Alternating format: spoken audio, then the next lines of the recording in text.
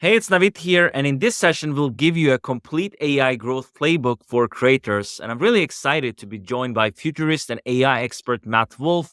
He helps marketers and content creators embrace the future. His AI focused YouTube channel has more than 525,000 subscribers. His site, futuretools.io, curates the latest AI tools and news. He also has a weekly newsletter and a lot of other stuff. I've known Matt for a very long time, and now he's all the rage with AI, and his YouTube channel has blown up. In this session, we are going to take a peek behind the curtain and see how Matt is using this in his business. He's going to share some screen, he's going to demonstrate some stuff as well. He even shares some real numbers, which is really exciting. So there's a lot of good stuff he's going to share in this session when it comes to using AI tools to grow his YouTube channel, business, and a lot of strategies for creating viral content, generating ideas, optimizing workflows, and so much more. So without further ado, let's dive right into the session here. Warm welcome to the session, Matt. Yeah, thanks for having me. Excited, and it's been a long time since we've chatted, so excited to Yeah. dig in with you. It's been a wild journey. Like you have, I think I got into one of your early products with Learn to Blog or something like that back in the day. I mean, that's a long time ago. And you have been in the evolution. You had the podcast with your business partner. I think you were part of another summit I did as well with him and talking about podcasting. But now we are all about AI, right? That's kind of what you're Yep. all about with future tools and everything there. But tell me a little bit about the evolution into things. Now you're a big creator on YouTube, like growing into 500K subscribers soon. I mean, it's amazing to see. But what was this journey like coming into this and getting into the world of AI? Yeah, I mean, I never expected it to take off like it did. But yeah, as you mentioned, I actually had an old company called Learn to Blog. I sold that company back in 2015. I took a little bit of time off, and then in 2017, Joe Fear and we made a podcast called Hustle and Flowchart. That was pretty much my main business for years and years and years. Joe and I just ran Hustle and Flowchart. Joe and I actually started talking about AI on Hustle and Flowchart back in 2020, I want to say, maybe early 2021. We were talking about AI and GPT. This was before Chat GPT, but we were talking about GPT-3 and back then Conversion AI, which became Jarvis, then became Jasper. So we were talking about those kinds of tools back then. But back then, nobody really cared that much about them. We had our podcast. We interviewed a whole bunch of marketers and authors and a few celebrities here and there, and that was a fun show. But then towards the later end of that show, maybe 2020, end of 2021, beginning of 2022, I started to get more into the AI stuff. I started to learn about the like GPT-3 that was available and the various AI models that were out there. And then I wanted to talk more and more about that. So I just kind of started doing my own thing on my YouTube channel. Right at the time, I had 1,000 subscribers. Most of my videos were just like random things, like an interview here and a tutorial about how to set up an automation in Gmail and just like a bunch of random stuff. And I was getting more and more into AI. So I went, I'm going to make a few videos about this AI stuff.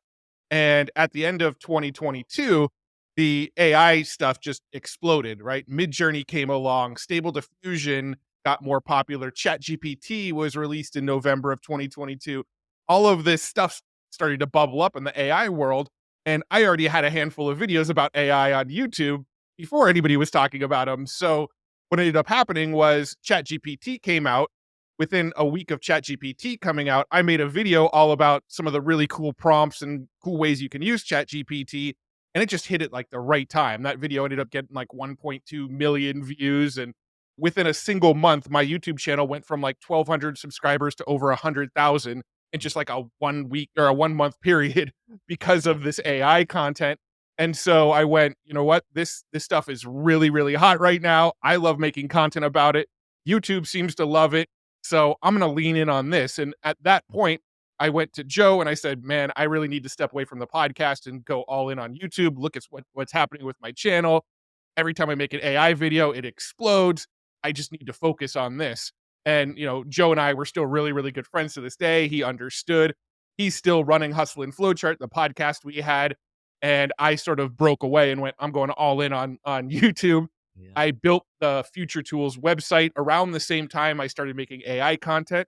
And the reason I built that was just for my own personal purposes, right? Like I was coming across all these AI tools and I just wanted to organize them. I had a Google sheet that I was putting all of these different AI tools in, and it got overwhelming. It got to the point where there was 80 or 100 different tools on this spreadsheet, and I couldn't find the exact tool I was looking for. So somebody would ask, what tool is good for this? And I would go to my spreadsheet and hunt through it, and I couldn't find the tool because there's just too many tools on it. So I literally went and made the Future Tools website as a way for me to organize the tools and find them myself. I went and made that website. I shared a link to it on Twitter, said, hey, I made this for myself, but if anybody wants to use it, here it is. That tweet ended up going viral. It got spread all over the internet or all over Twitter. Some big AI influencers and tech influencers shared that around, and all of a sudden, Future Tools exploded. And back in the height of AI, when back in spring of 2023, AI was so popular that that website was getting 1.2 million visitors a month, and it was just going insane. It exploded because it just went viral on Twitter. So I went, all right, I've got the website going viral, I've got my YouTube videos going viral. This is my thing now. I'm just And going all in you on might AI. question on this: did you have affiliate links on that website and make some money as well, or was it more costly with the Webflow bill? Well, when I first started, there was no affiliate links. It was just, again, it was just for me to sort and organize. I didn't think it was going to get any Yeah. traffic. So Yeah. I didn't have any affiliate links when I first started, but maybe 4, 6 weeks in, when it was actually really starting to pick up steam, I started going back through the tools going, do any of these have affiliate programs? Because if they do, I'm signing up.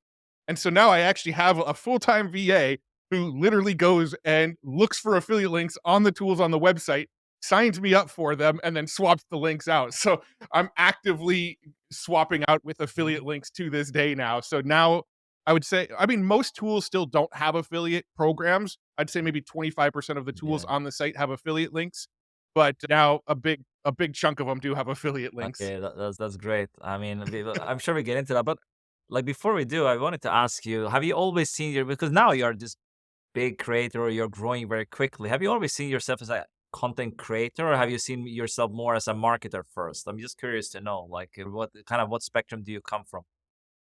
I mean, I feel like if you're looking at a Venn diagram, I feel like I'm like right in the middle. I've always probably associated myself more as like a content creator. I started out blogging. My first money I ever made online was from creating blog content and selling advertising on my blog.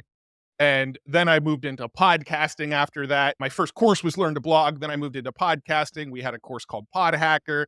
So I was always into various forms of content creation, blogging, podcasting, video creation. Yeah. And then I would turn around and go, well, I've got these skills. A byproduct of that is I could sell education on these skills. So I always made courses off the back of them. Now I don't really have any intention of making a course around YouTube or anything because I don't have the time, and the YouTube stuff has become lucrative enough that I don't feel it's necessary. Mhm. But yeah, I've always seen myself as a content creator, but I've always loved marketing as well.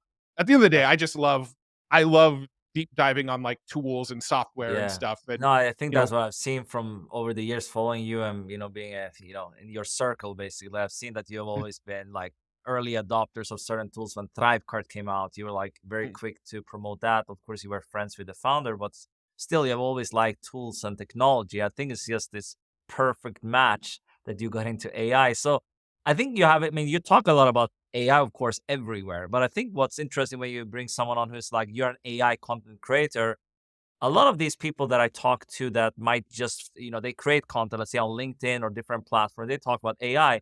It's not mhm. always like what they are using. This is what they're sharing with the audience because it gets views and it's great information, it's news. But how do you use it, Matt, in your day to day and your business to run this, what's becoming more of an empire soon, like a media company, essentially, you are building up? So I'm interested to hear that.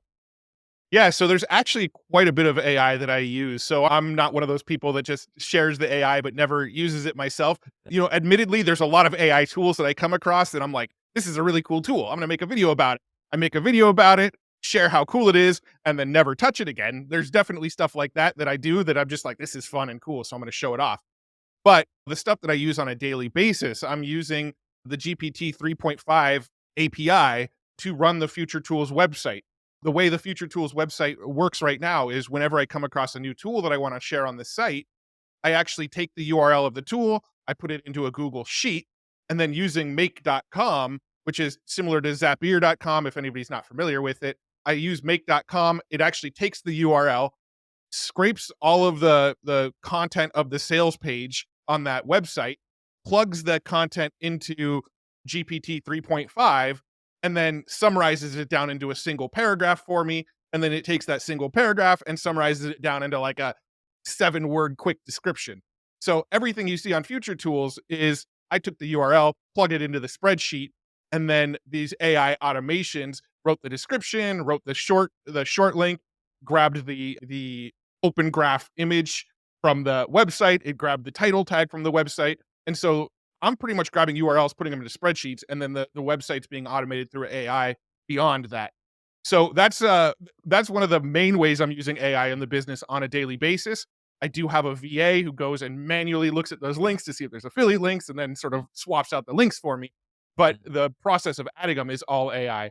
My YouTube channel, every single thumbnail is generated with AI. If you ever look at any of my YouTube thumbnails, they've always got some sort of silly reaction of my face, but it's always sort of a little cartoony, a little off, right? Mhm. Because all of those thumbnails are generated with AI. So I'm using Midjourney, I'm using Stable Diffusion, I'm using DALL-E 3, I'm using Adobe's Photoshop Generative Fill. I'm using all of these different tools to get the thumbnails to exactly what I want them to look like. Yeah. I use ChatGPT a lot for coming up with ideas for titles and thumbnails. I'll go into ChatGPT and say, here's the video I'm releasing today. Mhm. What are some titles and some thumbnail concepts for this video? And it'll list off 10 titles and a handful of thumbnail concepts that I can go and build out. So I use it in that way on a daily basis. My website has an AI news section where I update it every single day with all the latest news in the AI space. The way I get that news is I use an AI tool called Feedly Leo. And Feedly is basically just an RSS reader. You plug in blogs, RSS feeds to it, and it'll just keep you up to date. But they also have this AI in there called Leo, which is like an AI advanced version of Google Alerts, right? It will scour the internet for websites that you're not following and look for any news topics around AI for you, or any topic that you plug into it. But for me, it's AI. It'll look for any topics around AI and bring those into my news feed for me. And so I'm keeping up to date with all the latest news on a daily basis using AI. Last thing, I know I'm ranting for a while here, but the last way that I use AI that comes to mind right now is I do a newsletter as well. I've got an AI newsletter with 150,000 subscribers on it. And I actually use Claude by Anthropic to actually help me write a lot of those emails. I'll actually say, here's the news I want to share. Can you help me summarize this news down into something that's easier to consume for the readers? And then also it does spell check, grammar check, and readability checks. If I write something myself, I'll plug it into there and say, fix this for grammar, spelling, and readability. And it will sort of rework paragraph for me a little bit so that it's easier to read. Yeah. And yeah, those are the main ways I'm using AI, but No, I'm sort of in the thick of it every day using yeah. these AI No, I, tools. I love it, man. This is great because I feel like a lot of people who are creating content around this, they're not using it for everyday tasks. You're actually using it to power your website. That's like the main thing, right? And other Yeah. than your YouTube channel, of course, but you have a lot of links there, so you can maybe get into a little bit the monetization side of things later. But what I wanted to see, like, if I know we have the screen up, we could actually get the screen to showcase something, if you don't mind, like how Sure. you're actually, some of these examples you brought up, how you're using it. Maybe you can, if it's not too complex, maybe something that you're Sure. doing that is possible to share on a session like this. Yeah, I feel like any of the ones I just mentioned, I could probably share. Yeah, which one is um, your favorite way? I mean, what do you like most to do? And I mean, what do you feel is most useful? Because I guess the website is that's a pretty unique use case. So that's like if you have a tool database, I would love that for if I have a tool database to just pull from that. And this you see here on the screen as well, Future Tools. That's like a database. I'll link that in the description as well, so you can check it out. But yeah, let's show some other, maybe about the YouTube channel is interesting, about how you create these images and titles and things like that. I think that would be really interesting for people if they are looking to create videos. I think that's where it's going to anyway. SEO and stuff is a lot harder for blogging. I think you have yeah. more opportunity if you're going into YouTube actually creating this content, because if we are doing a video like this, we can also repurpose this, which is another Mhm. thing we can get into later. I'm sure you're doing a lot of that as well. So, have you are you familiar with the newest stuff that OpenAI just released, like Of the course, with the GPTs? GPTs. Yeah, 100%. I even built some stuff myself in there. Yeah, I'm creating some stuff with my business partner in the summit where we did, and yeah, it's really nice. And building So some stuff myself. I created this custom GPT called basically YouTube Title Optimizer, right? And Mhm. this basically helps me come up with titles and thumbnails. Now, this one is purely trained on my channel. I can actually show you real quick. If I go to the Explore tab here, GPT's been really slow lately because they're really bogged down right now. I But couldn't if even I log show in. you I have my the plus account, and I cannot even log in sometimes. It's logging me, and I have to log in from a different browser or something like that. It happens sometimes. They have a lot of yeah, users. Yeah, as of the date of this recording, they're actually closed down. They're not letting any new people sign up for GPT Plus right now because there's yeah, too much going on. But this YouTube title optimizer, if I show you this configure page here, you can see I wrote all of these custom instructions here that are very tailored to my YouTube channel. So you can see the YouTube channel is designed focuses on AI, tech, and futurism. Matt Wolfe is the creator. When generating titles, the titles should never exceed 50 characters. They should be attention grabbing, intriguing, and make viewers want to click on them. Always give it a minimum of 10 title ideas. And then here's some data about some of the stuff that I uploaded.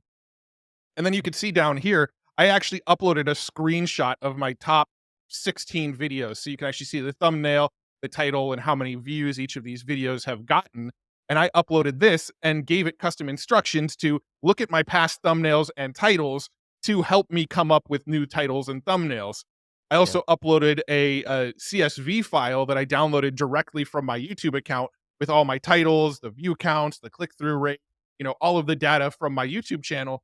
So when I am using this AI and asking it for titles and thumbnails, it is actually looking at my existing titles and my thumbnails and the view counts and the click through ratio and which one's got the most subscribers and all of that data to help inform the decisions of coming up with new titles and thumbnail concepts. What do you feel So now, works the best, like for you for your channel now? You have a very tech. I guess a lot of people are interested in future tech and things like that coming in there. But I think your thumbnails are very eye catchy. Some mhm, people might have it more toned down depending on what they are doing. But for you, I guess this works well. It also stands out compared to other people, I guess. What have you found worked the yeah. best for it? And if you can get, is there a formula for it? What works the best on YouTube for you? Yeah, I'm like when it comes to titles, it's something that I'm constantly trying to balance, right? I'm trying to balance the amount of what am I actually talking about in this video, but also what's going to get the click. And they're usually not the same thing, right? Like I can do a title that's like, this is the most mind blowing thing I've ever seen, and give you no info about what the video is about in that title. And that video will probably get hundreds of thousands of views, Yeah. but I'll get a ton of comments from people going, I hate how you clickbaited me. I hate like, Yeah. your title It's like didn't we tell are me doing a long anything. session like this. For example, we're gonna Mhm. talk about different things here, like maybe how you made Yeah. money. We could doing a little tutorial now, and then I could take something from this, but maybe that's not in the beginning. Maybe that's somewhere else in the video. So the people coming in, they're not gonna get that right away. So then, yeah, Mhm. there might be a slight disconnect when you're doing that. But yeah, the title is gonna bring the people in, as you said. That's what Right. happens. So it's a constant balance of not feeling like I'm trying to clickbait people and go like over the top with my titles and also trying to give them information about what this video is about. I do have a balance there. And if you ever watch, I mean, nobody's watching my YouTube channel that closely, but if you Yeah. are looking at it closely, you'll see that I will upload a video and an hour after the video goes live, there'll be a different title or a different thumbnail. And then Wow. 3 days after the video is live, it'll be a different title and a different thumbnail again because one thing we've noticed, I do have a team member who I call my creative director who helps me with titles and thumbnails and video ideas and stuff like that. But one thing that we've noticed is that you've got sort of two separate approaches on YouTube. When you publish a video on YouTube, the first, let's say 24, 48 hours is going to be mostly the people who are already aware of you, right? It's going to be your subscribers. It's going to be the people that have watched one of your videos recently. People that are already familiar with you are going to watch your video within that window. After the video has passed that 48 hour, 72-hour mark, somewhere in there, then the algorithm starts to push the video to people who may not know who you are yet. It's starting to test the waters and show it to other people that are outside of your normal viewership. And so, one thing that we've found to be really effective is to have one title and thumbnail for the first 48, 72 hours to bring the fans, bring the people that are already watching your videos in. And then after that window's up, switch it out to something that's going to have more mass appeal and suck new audience in that hasn't seen you yet.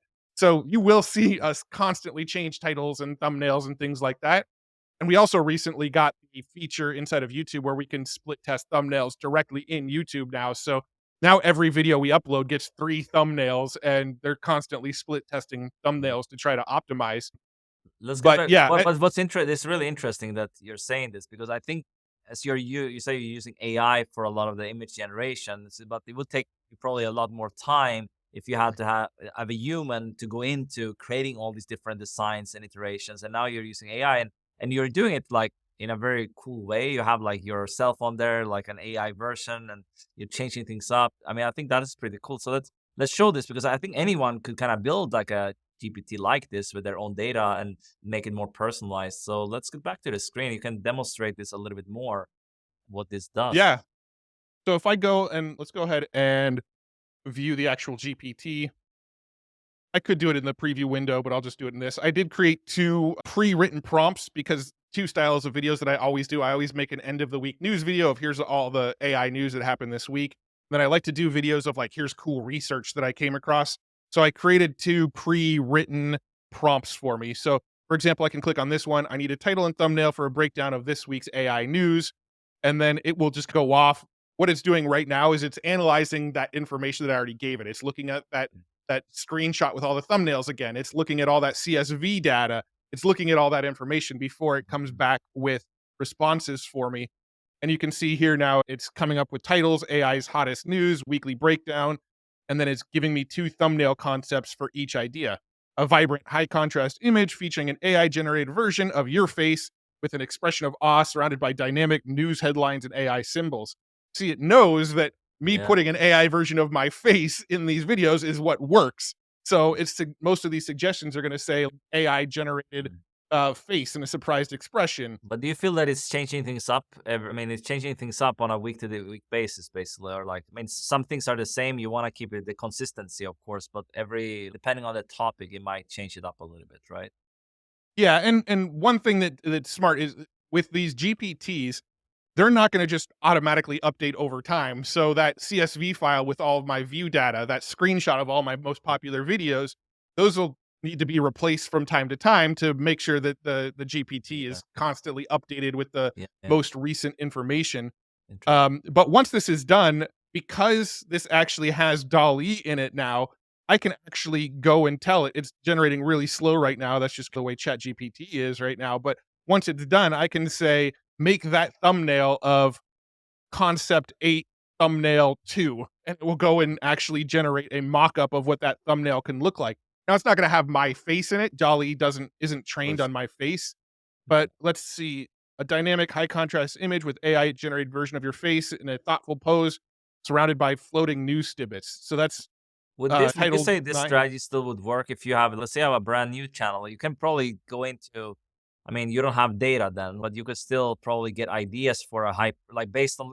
Here's how I would think about it. Probably, I would look at someone in my industry or what they are doing, and I would like probably upload that because I don't have data yet, and I would like see what's our similar videos I can look at, and then I would like tell ChatGPT or this GPT you are building to actually look at this to analyze what it would make a great thumbnail, something like that. At least that's how I would think about it. I don't know how you would do it. 100%. Yeah, Yeah, yeah, 100%. That's what I would do. I would go to another YouTube channel that's probably in a similar niche that's gonna make similar videos, but is popular, sort it by most popular videos, use that as the screenshot, maybe make like a Google sheet of really good titles that you've come across, yeah. upload that Google sheet and say, "These are titles that have done really well for other people," and let it start with that data for sure. Yeah, that's the way I'd Could go. you put titles and stuff in a description as well, or is it more efficient if you just put a long list of titles in a Google sheet or a spreadsheet?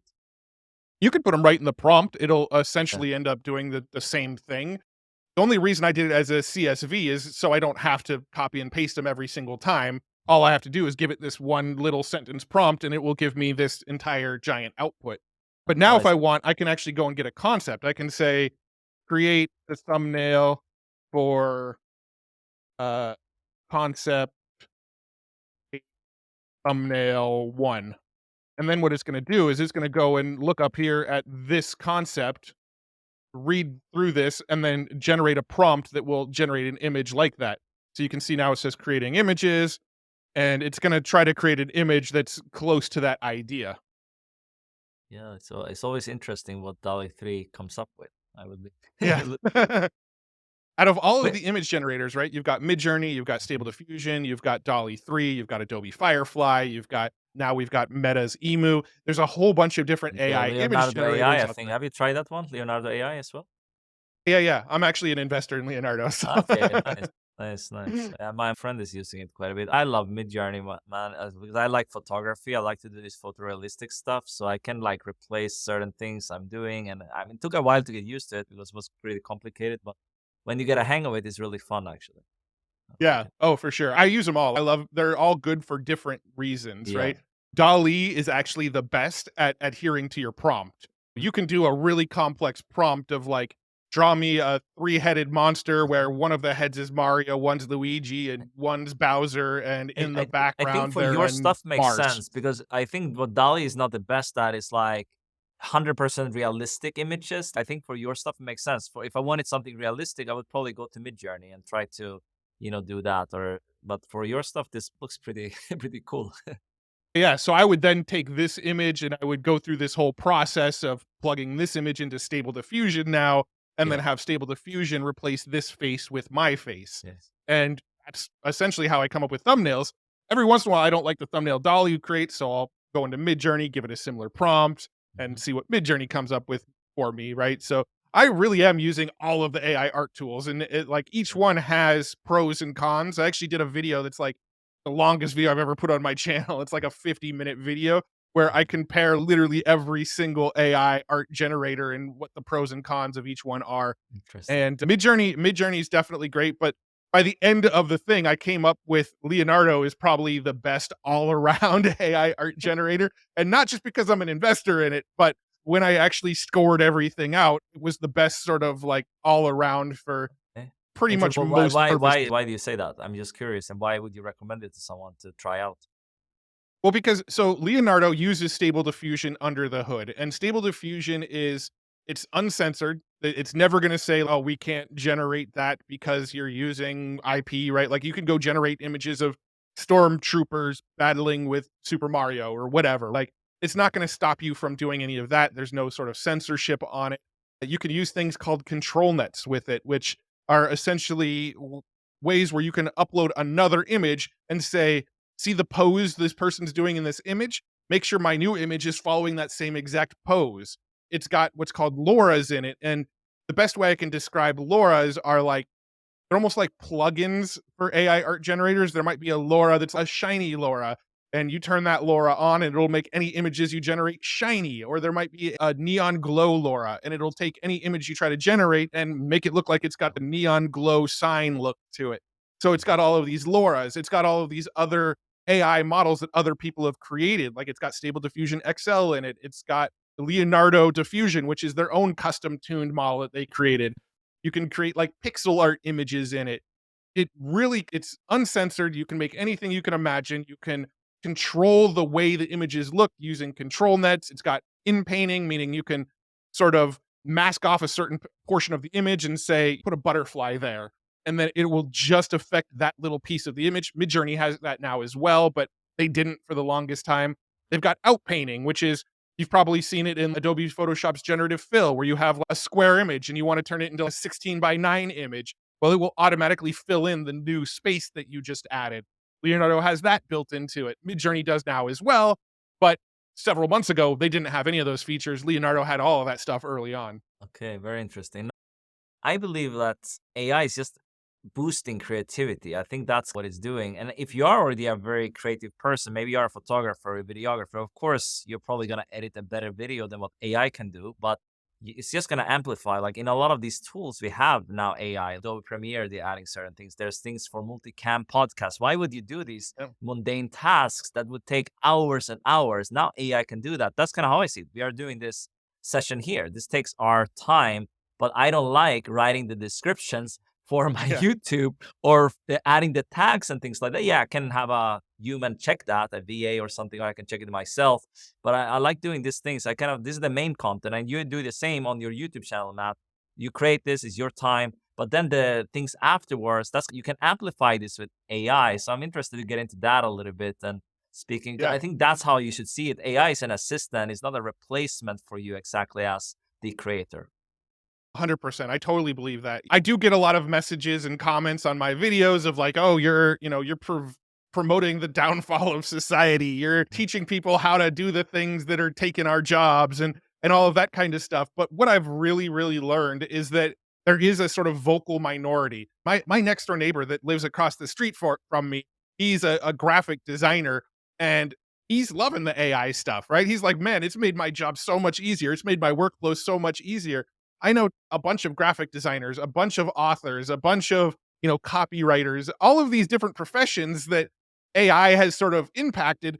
The majority of the people that I talk to are actually stoked on the fact that it's made their lives easier, not in fear that it's taking their jobs. I'm totally, AI is not a person, it's a tool, right? It's a thing to assist you and make your life easier. Most coders and developers absolutely love AI because it takes all the monotonous work out and they just kind of solve the little problems that make the game or product unique and does all this sort of grunt work of laying the foundation for their code where they're just doing the pieces that are actually going to make a novel product. So um yeah, I really agree with that. I think people need to see AI as a assistive tool, and that's the way I see it and I use it. But at the end of the day, it is accelerating really fast, and we don't know where it's all going. So For who knows? sure. There isn't a Yeah, chance it's where difficult. I've had so Mhm. many conversations. Some people are more like really positive. Some people are I brought some people that have a little bit, they are embracing it, they are using it, but they also can see like, okay, what's gonna happen in the future? Are we all gonna die? AI is gonna take over. I had some people with thoughts like that as well. I don't know, to be honest. That might happen. We don't know what's happening, but I would hope that we are as humans, we are learning how to do it the right way. Like with this technology, of course, it's very powerful and things. I think it's gonna get smarter and smarter. Or we have seen this with the different models, and now with GPT-4, sure GPT-5 is gonna come out. It's gonna be even better. Even this announcement with Dev Day, there's so much that's happening so quickly. I mean, you're staying on top of things, Matt. So you have. I don't know if you have any insights on this and what you're seeing in the industry in general. Yeah, so I think it's almost impossible to not go deep down the rabbit hole and not have a little bit of fear about where this is all going. Like I'm immersed in it every day. I'm talking to AI researchers, I'm talking to AI tool builders, I'm reading the news on it every day. I'm trying the new products every single day. And it's hard to not go, all right, I can see how this could go terribly wrong if it goes wrong. There is some really good arguments for where this could go wrong. Now, personally, I'm not super scared of the Terminator sort of Skynet scenario where the robots are gonna rise up and try to destroy humanity. That's not really where my fears around AI lie.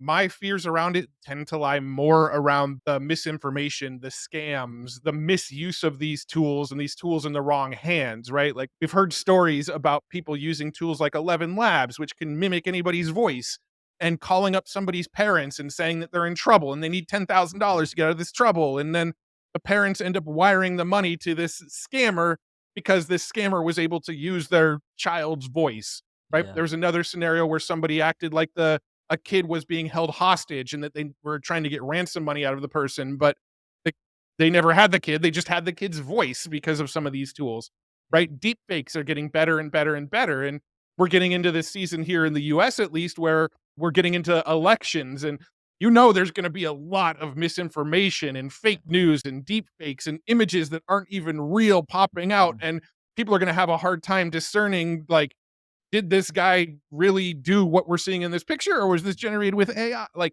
that's the stuff that worries me more than anything Yeah.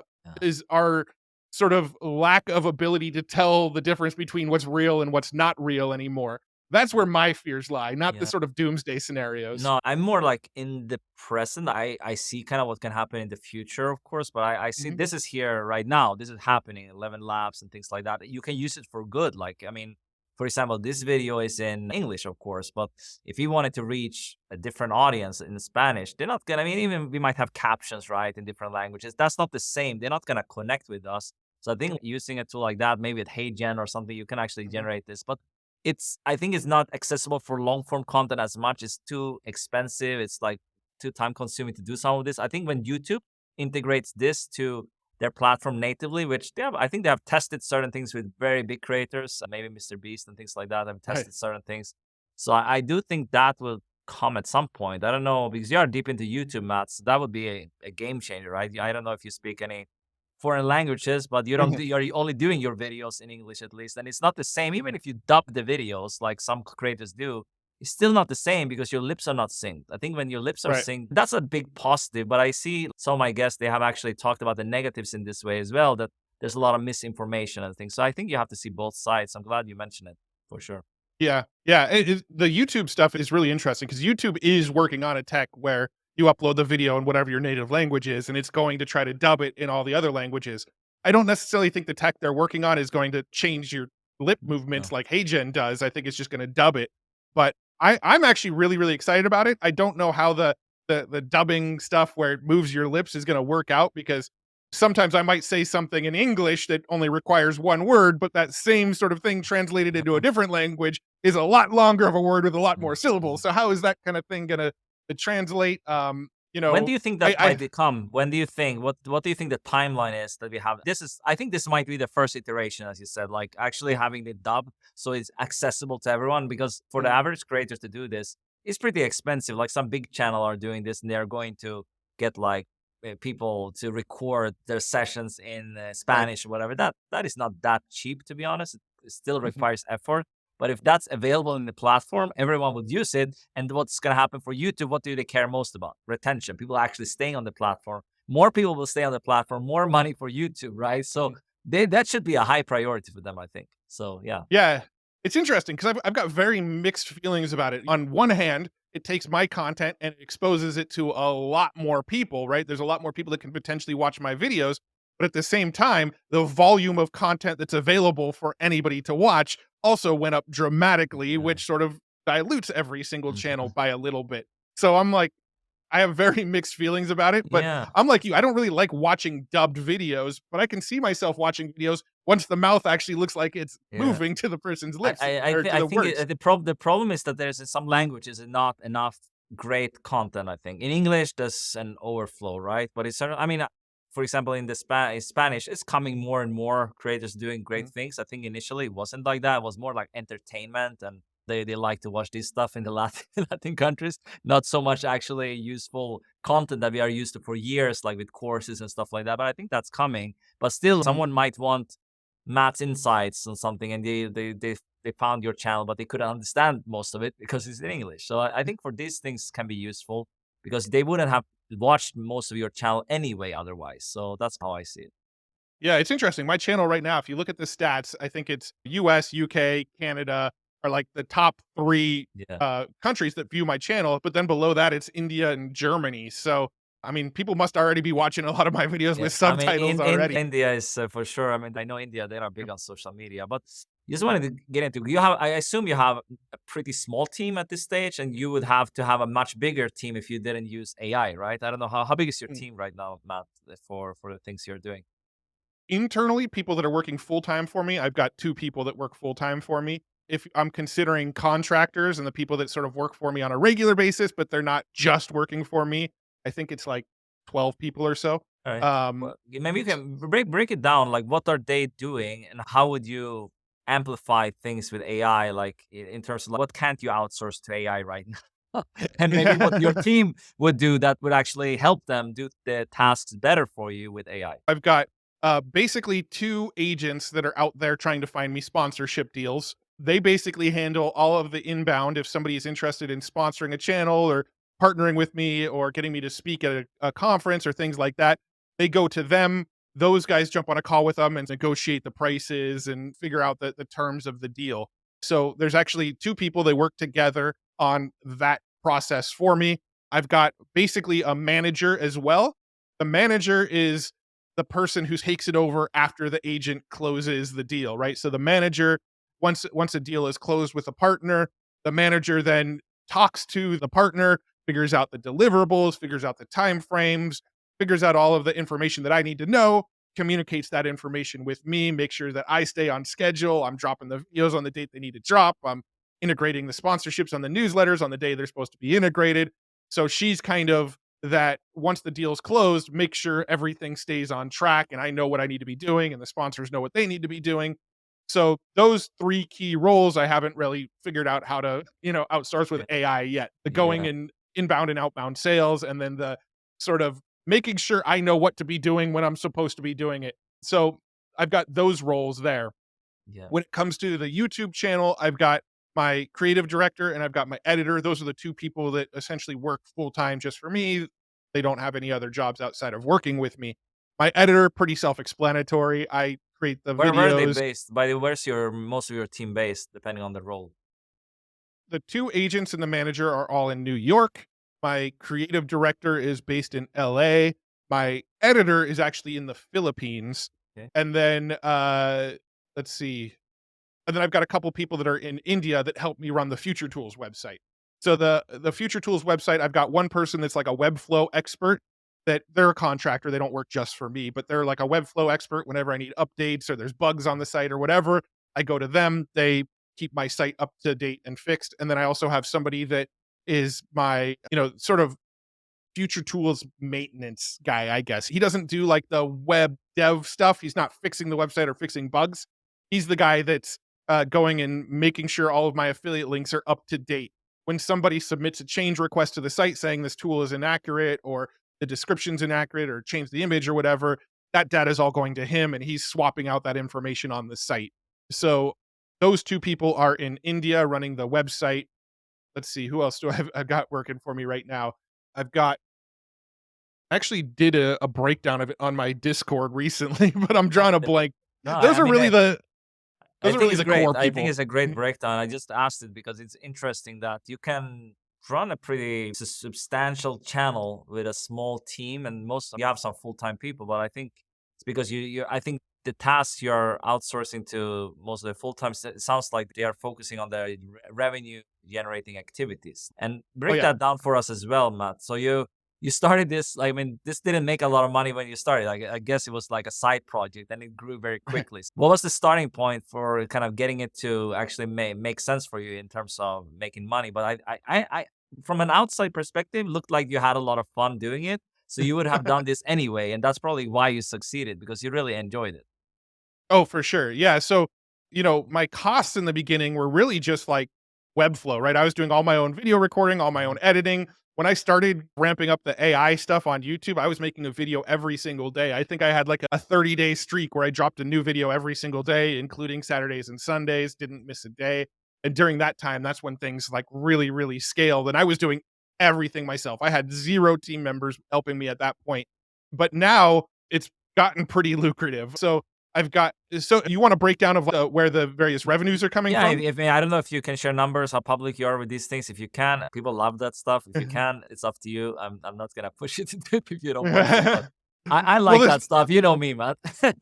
well, the only thing that I'm not sure I'm comfortable sharing is what the sponsors are paying because Okay, there's, share a ballpark. different. That I understand. That's like YouTubers, Yeah. they can't do that. But share like a ballpark if you can, and because I assume Mhm. a lot of money comes from the sponsorship when you mention tools and stuff.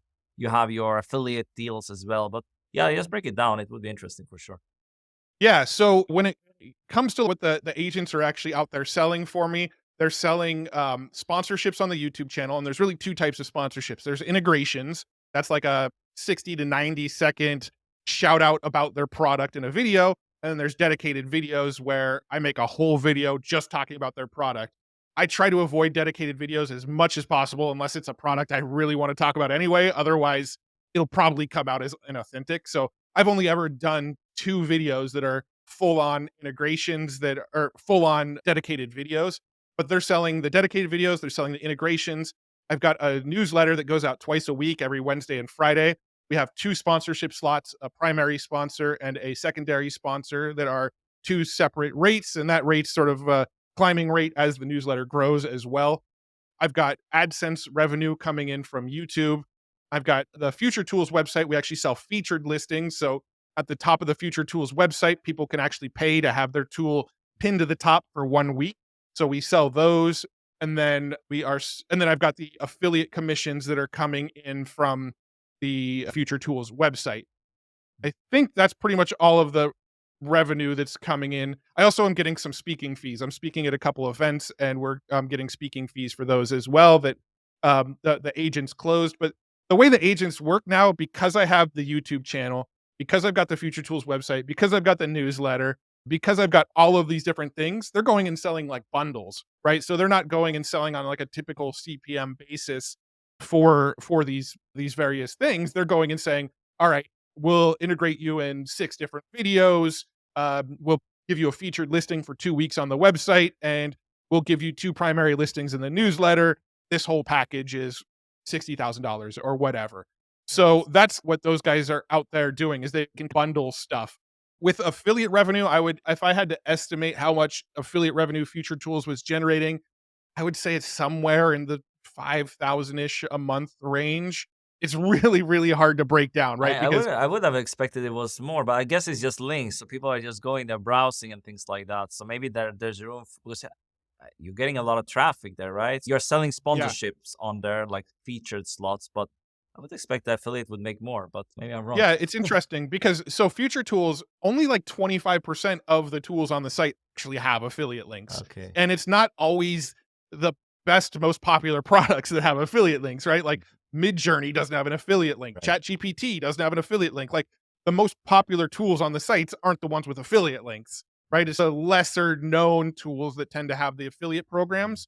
So that's kind of where that is. And they're not like the typical internet marketing world where they're all giving away 50%, 60% commissions on everything.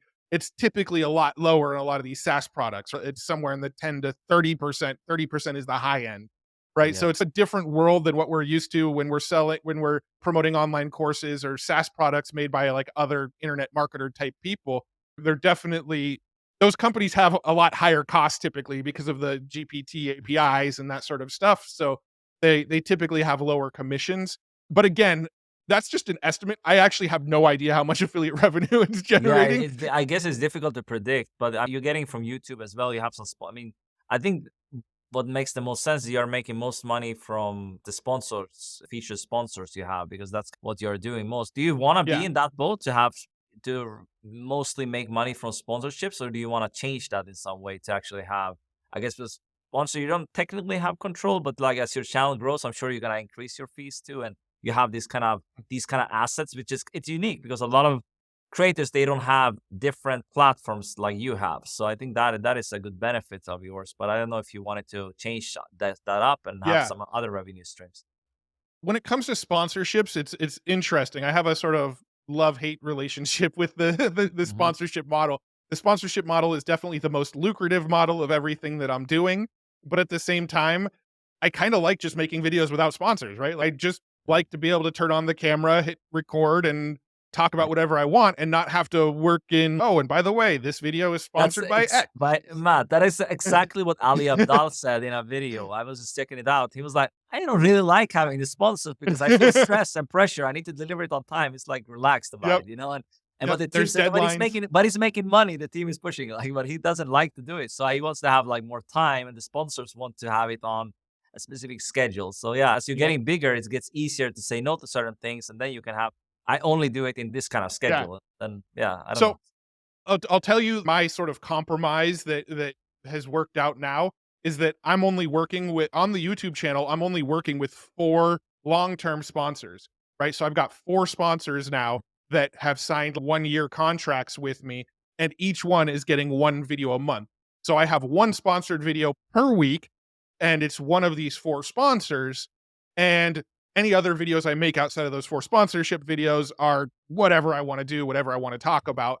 And these 4 long-term sponsors were willing to pay a lot bigger sum of money, in the 6 figures per sponsor to basically sponsor a full year with some newsletter integrations, with some speaking. One of them I'm actually doing consulting for as part of the bundle because they wanna stay in the loop with all the latest AI news and tech. So I get on a call with them once a month and just sort of give them a breakdown of here's what I'm seeing so they can inform their decisions on where to take their tools. Yeah. Um, so I mean, though I don't even mind. I'll tell you who those sponsors are. It's, HubSpot's one of them. TubeBuddy is one of them. A company called InVideo is one of them, and the other one's a company called Mind Studio. And they're all companies that sort of do really cool AI stuff and are sort of pushing the needle with AI. And Mhm. each one, I just talk about them once a month, and then any other videos outside of that are just me. I would say Mhm. a couple years down the line, if the YouTube revenue gets to a point where it's generating really, really, really good money, I might phase out sponsors a little bit and do even less sponsorships. But right now, I mean, the sponsors are the largest chunk of the revenue. So Sure. it's What's the kind of, CPM on a channel like yours, for example? In the business space, it's very high. I don't, it should be pretty high. In we're talking about AI tools and tech as well. I'm not sure it's as high as finance, but it should be pretty decent. yeah. So you're talking like from YouTube Yeah, YouTube AdSense AdSense. perspective. Yeah, exactly. Yeah. So I'm around the $8 range on that. That's good. I think Uh, that's what you normally have seen that even on when I was doing YouTube more. I'm gonna publish a lot more, and then it usually was like 9 to 12. I mean, I had a really good one, 9 to 12 or mm, something like that. Sometimes even higher for some videos. But that's interesting. I love talking about this kind of stuff. I think that's an interesting take, kind of getting your breakdown on this. But just going back to kind of how you're producing the content a little bit and mm, like how you're doing your main content with the videos, and I mhm. assume you are on other platforms too, and you're trying to kind of spread the word in many ways. How are you then taking what you're doing on YouTube? Do you like repurpose that, or do you always create unique content for the other platforms? What's your take, and how do you leverage AI for this? So really the only platforms that I focus on are YouTube and Twitter/X, right? Like those are really the only two that I put a lot of effort into. I do have a TikTok account. I do have an Instagram account. I do have a Facebook account. I do have all of those other accounts. Facebook, I don't even think I've logged into my Facebook account in a year now. It's just I can attest because I messaged you there and I didn't see a reply, so I know. Yeah, yeah. Facebook is probably the worst place to get a hold of me these days. Yeah. I don't really think to log into it. I don't know why. I deleted it from my phone a couple years ago. And once it wasn't on my phone, I just never checked in on it again. But I'm on Twitter a lot. Twitter is my second biggest platform behind YouTube. Twitter, I've got something like 66,000 followers on Twitter, and I get pretty good reach when I tweet stuff there. So I do use Twitter quite a bit. I've tried posting videos on TikTok. I've tried taking little chunks from my video and posting them as TikToks and YouTube Shorts and Instagram Reels, but I never seem to get any traction on form content. It just doesn't Interesting. go anywhere. Um, Have you and tried so different tools, or do you use that with the manually with your editor? Opus Clip is one. I'm sure you've tried all of them. There's a bunch of Munch. There's a lot of other ones that do this as well. yeah, yeah. So I've worked with Opus Clip a little bit. I know the founders there. It works. It does a decent job, but it seems like some of the clips it makes sort of cut off in weird spaces, and it finds I think it still needs a little bit of work, right? I wouldn't take something straight out of Opus Clip and just post it straight to TikTok or Instagram Reels or something. I feel like you still need to go in and like clean it up a little bit, but it might help you find like that chunk of video that is worth posting. But Right. I think they're getting better and better. I think those tools are going to come in handy. My editor has been pushing for me to do more things on TikToks and Reels and stuff like that. So I'm probably going to let him just go for it and make videos for those platforms. But at the end of the day, YouTube drives all of my revenue, so I really wanna get all the eyeballs to YouTube. Instagram, for the most part, has just been a place where I post cool creations that I've done, right? So if I make a really cool AI video or a really cool AI image, I'll post it on Instagram, and then in the description, I'll be like, "My latest YouTube video shows you how I made this," kinda thing. That's done okay, but really, my main focuses are just YouTube and Twitter, and with Twitter, I make pretty much unique content for Twitter from what I do on YouTube. I do like to post videos, I do like to post AI generated images that I think came out really, really cool, so I share that kinda stuff on Twitter, and that tends to get a lot of love on Twitter, and then I can sort of spin that into a call to action back to YouTube, like, "Hey, Do you this use you Twitter like to this art?" test ideas, X to test the ideas? I think that's a great platform for testing, like maybe hooks and things like that. I don't know if you use it for this, and that's maybe turns into a longer video on YouTube. I haven't really used it a whole lot for that specific purpose. I've used it to poll the audience and say, "Hey, would you rather have a video about this or a video about this?" I've used it a lot to engage the community in my videos where I'll say like, "What's the coolest thing you've generated with Midjourney so far? Share it in this thread." And people will reply with Midjourney generations. Then I'll go make a whole YouTube video sharing everybody's Midjourney generations, and that works really well because then anybody that I shared then turns around and goes, mentioned me in his latest video. And so that sort of helps get extra reach to the videos. But I haven't done a whole lot of like testing ideas on Twitter. Twitter is almost like my new blogging platform. Like when I just have a thought about AI or I want to share an opinion about a new tool or something, I'll go and write like 2 paragraphs about it and throw it up on Twitter. So it's like I literally use it as like a micro blogging platform for the most part. Yeah. No, it's cool. I think you would also do well on LinkedIn actually if you had the time to focus on it. I think that's a platform that's AI does Yeah. pretty well on with tools and different things. There's a lot of creators on there. Have had some on the summit, but yeah, I'm sure you could do well because there's like they like education there. They actually like to this even the carousels. I don't know if LinkedIn is gonna phase it Mhm. out. There's been some talks about this, but you can have so long carousels like with the 50 slides or something like that. And Instagram is just 10, for example. So you can already Yeah. see the attention span is longer. But something else Yeah. we talked about it before, your newsletter. I think that's a really key piece of content. Do you wanna if you have some time, you want to showcase the process a little bit how you are doing this because a newsletter is like it's time consuming. At least in the old days, it's hard to stay consistent. But you have done it for a while now. So how do you write 2 newsletters per week and doing all of the things you're doing? And I think you mentioned you're using AI to actually get all this information into it. Yeah, so when you were asking about my team and I was trying to think of all the people, I actually have 2 people that help me run the newsletter now as well. Okay. So I actually have somebody that helps with the writing, and I have an editor that helps with that as well. They're not full-time just for me. They actually, manage a few other newsletters as well. It's actually the same people behind Colin and Samir's newsletter. They write published press newsletter for them. So same team that works with Colin and Samir is actually helping me run my newsletter now. Um, go ahead. No, no, sorry. Do you aggregate this information from like by using AI because it's a lot of news, right? You're getting into it, or do they manually score the web and get all this information?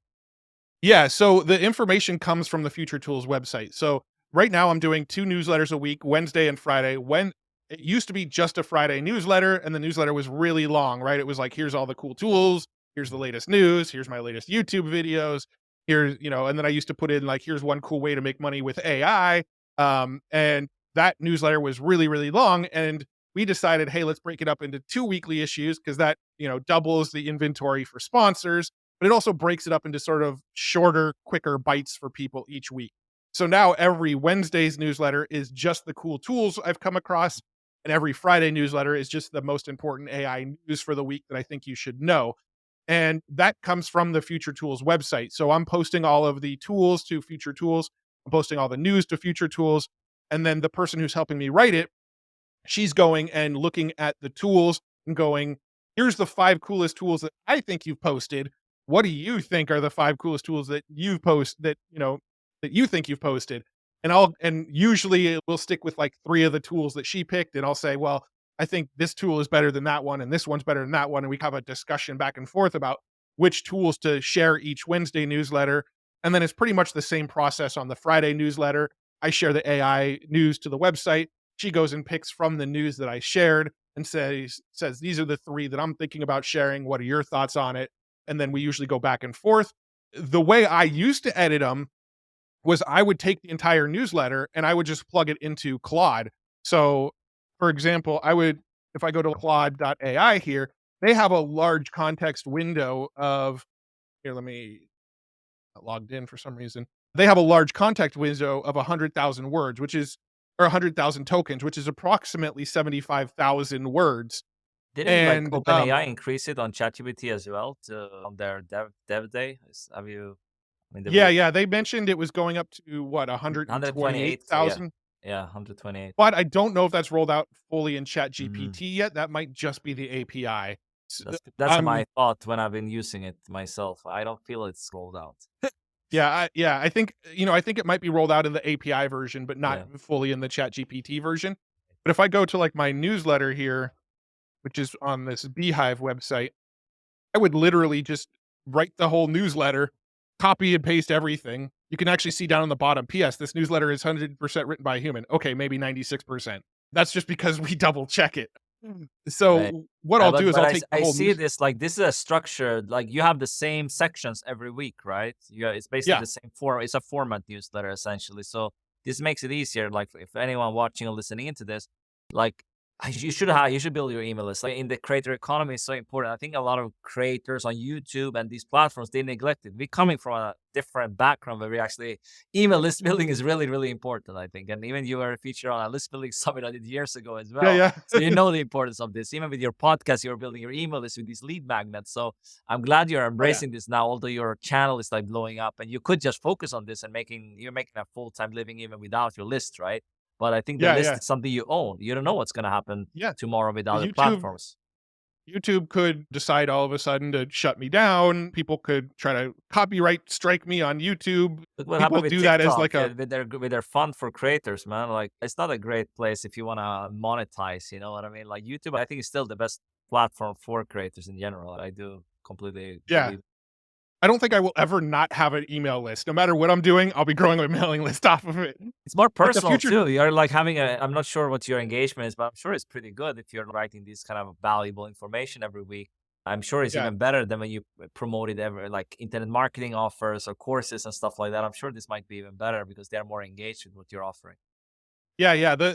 Compared to when I was doing a lot of affiliate marketing and mailing about internet marketing related offers, the open rates and click through rates are just another level now, right? Like back then, a good open rate might have been 10%. Now, a good open rate's probably 40%. So Yeah. it's completely different level. Yeah, I was aiming more for 20 to 30, but I think it's about how you position it, right? I mean, there are Mm. creators like who don't push, like you can push in different ways. Ali Abdaal, I think, is a great example. He's doing it in a great way, and then he has his launches every once in a while, but he's not like pushing it in in the face of people. Like if they want to buy it, they buy it essentially, and and they get into the world. But there's different schools of this, like, for sure. Different people have different opinions. Yeah, for sure. That's where I say like the Venn diagram was perfect, right? Like Mhm. I was doing so much in the marketing space with paid traffic from Facebook and Google and SEO and all that kind of stuff. And I was doing copywriting and email list building and funnel building. And I learned all of that world for, 2009 was when I quit my day job to go full-time internet marketer, right?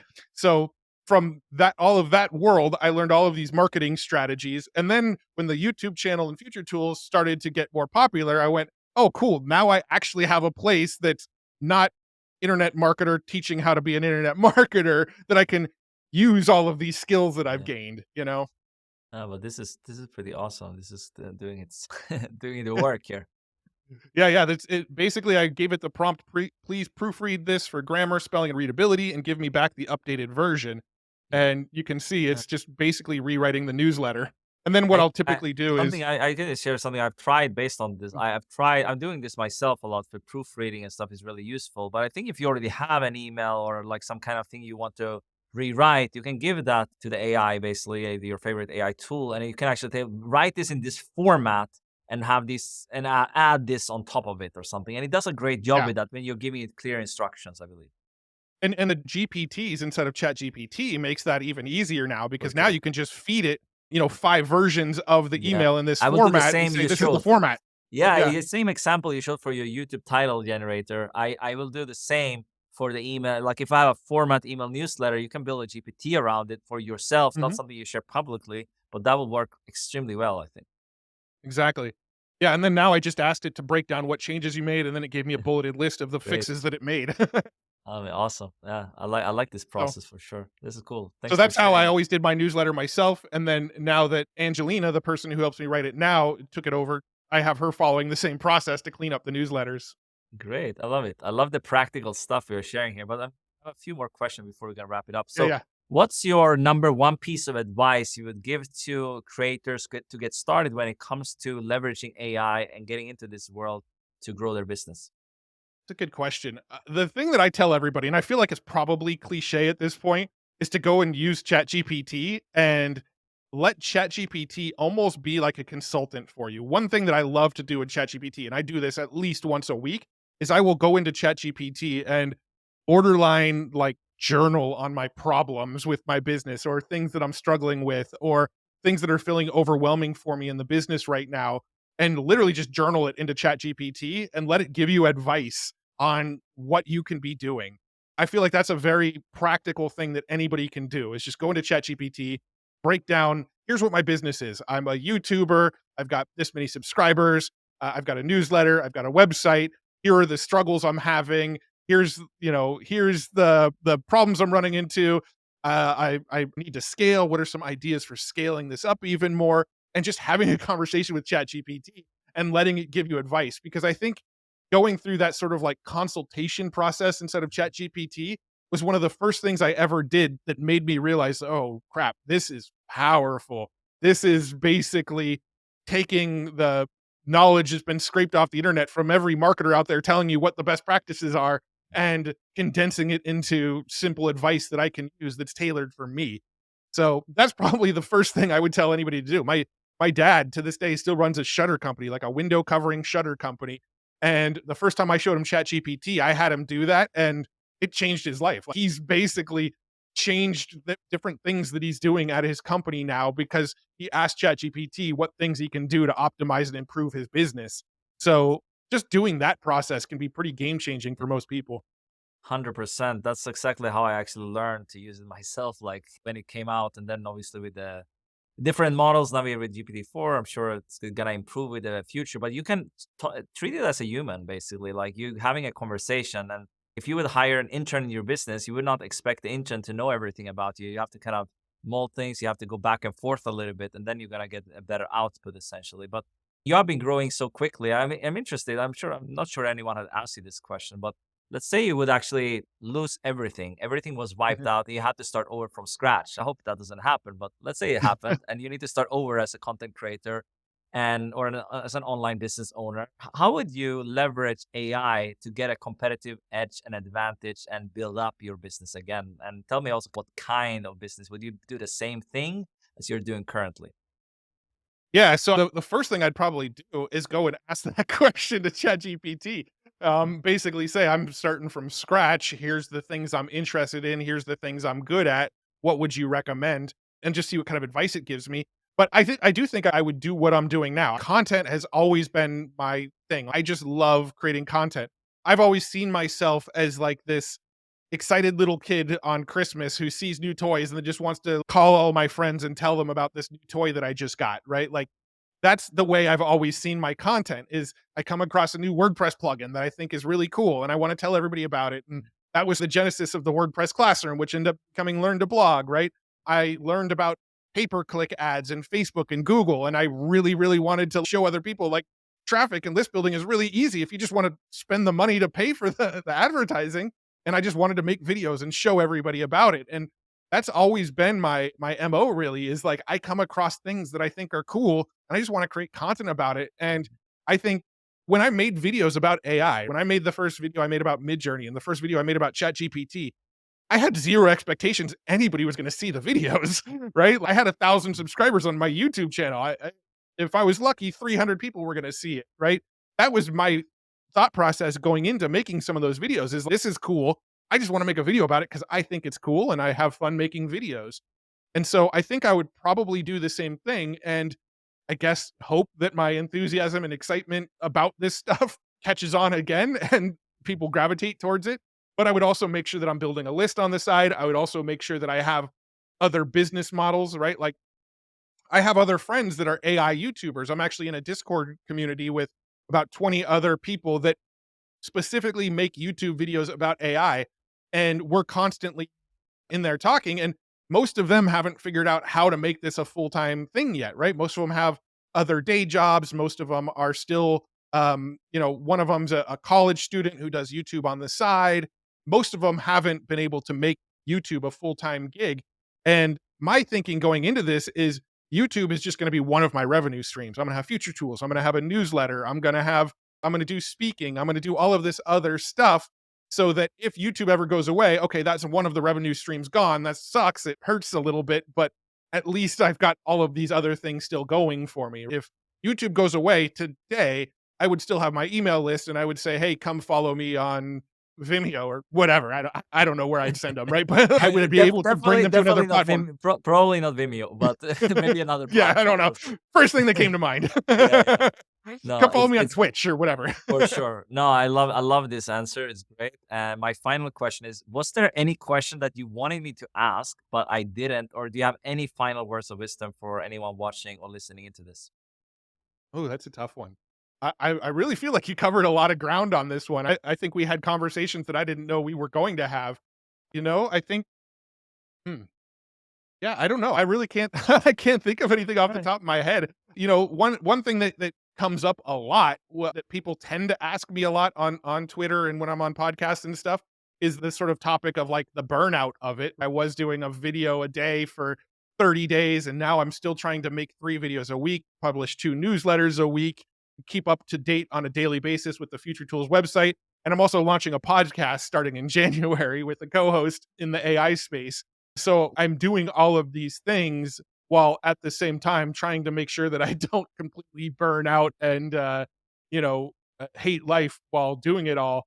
But But how do you deal with the I think that's a good one as well. That kind of leads into the same thing, burnout. But you're also, I'm sure you're getting a lot more comments now. You have mm, a ton of videos. How do you deal with criticism? Because you were probably not used to getting this many comments before. You were doing well with what you're doing, but the marketing space, we rarely get a comment on a blog or something like that. So it's like just people seeing it in the newsletter, they reply. Usually they are pretty nice, but on YouTube, it's like uh-huh. anonymous and they can do whatever they want. So Yes, how do you handle this?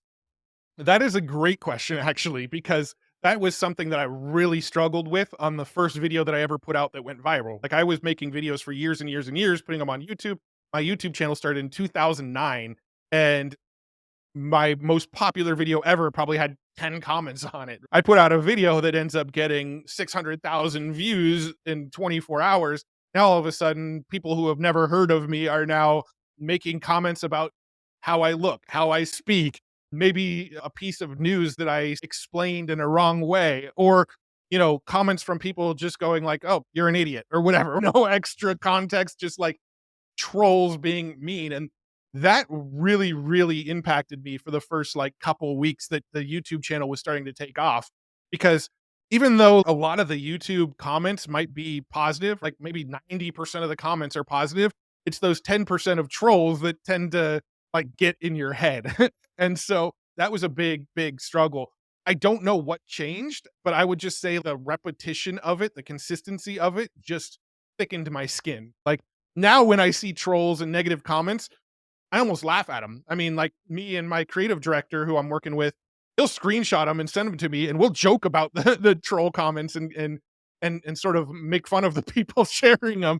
Not really make fun of them, but I've gotten to a sort of realization that anybody that's making these negative comments, they don't know me. They don't know me personally. They've never met me. They don't know my personality outside of what they see on YouTube. So whatever comment that they're making is never really a reflection on me personally. It's just a reflection on the content, or maybe they're having a bad day or something negative is going on in their life, or they're fearful of where this AI stuff is going. And that fear is manifesting in a way that causes them to troll in comments. I think I've grown this thicker skin, but also has become more empathetic to the type of people that make those comments. Like I sort of had this realization that they're not necessarily targeted at me. It's more a reflection of the person making the comment than it is on my content or me personally. So just the repetition of it, I think, made it easier over time. But now, to be honest, I don't really read YouTube comments anymore. It's just every video I put out gets roughly 1,000 plus comments, and it's almost impossible at this point to keep up with them. So now I've created a Discord. I've got my X account. And so I think the people that are really following and that really are fans are either in Discord or X, and they'll ask follow-up questions or comment on what they thought of my videos in one of those places, which I can moderate a little bit better than I can on YouTube. Yeah. So, and I do want to see a lot of the positive comments so that my creative director John, when there is a comment on YouTube that's really, really positive or something that he thinks I should see, or it is feedback that he thinks is valuable feedback, he screenshots it and sends it to me and says, hey, this is a comment I think you should see. So he still reads every single comment, but he's a little bit removed from it because he's not the one actually making the video. So he'll read all the comments and then just send me the ones he thinks I should see. And then the rest of the communication these days happens in Discord or over on X. Yeah. No, this is great advice. I think that happens when you grow quickly. But I just thought of something. I mentioned it a little bit. What's your Webflow bill, by the way? Like you mentioned it in one post that it was like skyrocketing and your revenue didn't grow at the same rate. Did you manage to work this out? Yeah, so at the moment, I'm still overloading Webflow, but, I've sort of worked out a deal with Webflow. I went back and forth with emails, I don't know if I should be sharing this publicly, but basically the way it went down was, Webflow reached out, said they needed me to go to an enterprise version. I went, okay, no problem. How much is the enterprise version? They went 60 grand a year. And I went, whoa, that's a pretty big jump from 50 bucks a month. Can I at least pay it in a monthly payment? They're like, no, you got to pay it all up front. I went, okay, well, I don't have 60K in my bank account at the time of this posting, at the time of that email. I don't have 60K to pay you. Like, I would have to go into debt to pay you the 60 grand. And so we kind of went back and forth. And I went, just so you know, I'm a content creator. This is what I do. I go and I make content on YouTube. I make content on Twitter. I write blog posts. If I switch from, I've made content about building in public and building on Webflow. If I move over to WordPress or one of these other platforms, I am going to make content about how I am moving away from Webflow over to this new platform. Is that something you guys are okay with? Because that's what's going to happen if like basically bump my bill to something that is that I'm not capable of paying. I'm going to move, and because I'm building in public and I'm a content creator, I am going to publicly talk about why I had to move. What do you want? How do you want to handle this? And they sort of backed off and said, "All right, you're fine on the plan you're on for right I love this. now." I'm glad I asked because I just caught my mind, but it's great. Man, I really appreciate you for coming on here and to share so much value. And I'm gonna link up your Discord, your resources, of course, your YouTube channel below here as well, so people can check you out. You're doing well. Probably when this goes out or when you're watching this, Matt has grown even more. His videos are really insightful. If you want to have the latest AI news and tech and see all of that, and also Future Tools is a great resource for you, so you can check that out. And yeah, if you have any takeaways, leave a comment below. Do subscribe to the channel if you want to hear more like this, like the video, and I'll see you in the next one. Ciao for now. Bye. Peace.